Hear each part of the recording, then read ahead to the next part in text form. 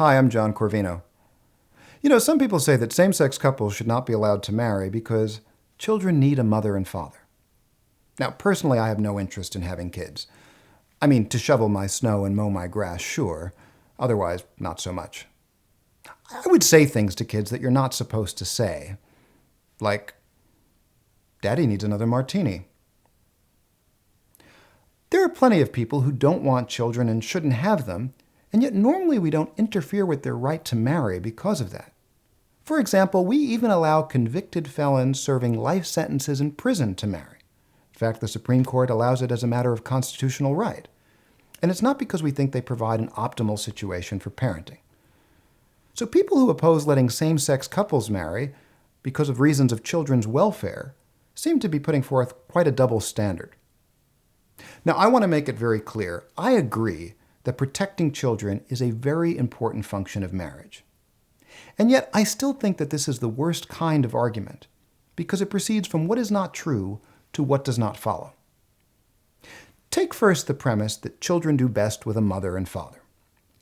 Research does suggest that, on average, children do better in two-parent households than in single-parent households, and that, on average, they do better in intact families than in broken families, all else being equal.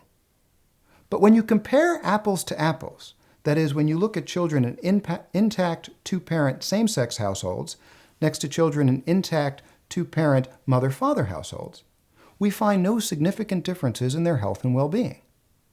But you don't need to take my word for that. The American Academy of Pediatrics has said the same thing.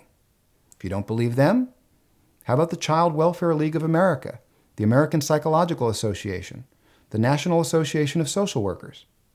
I don't want to play the game of my sources can beat up your sources, but every major health and welfare organization that has commented on this issue has said the same thing. So, unless you want to completely dismiss mainstream science, that premise just doesn't hold. But suppose you do want to dismiss mainstream science. Suppose you think all of those organizations are wrong. The conclusion about preventing same-sex marriage still wouldn't follow, because preventing same-sex marriage doesn't mean that more children get mothers and fathers. It's not as if same-sex couples are snatching children away from their natural biological families.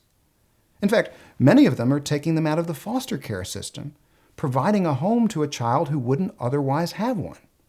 This is a very good thing. There are currently over 250,000 children in the U.S. being raised by same-sex couples. Letting those couples marry would promote security and stability for those children. So if we're really concerned about promoting child welfare, we should be encouraging more marriage, not less.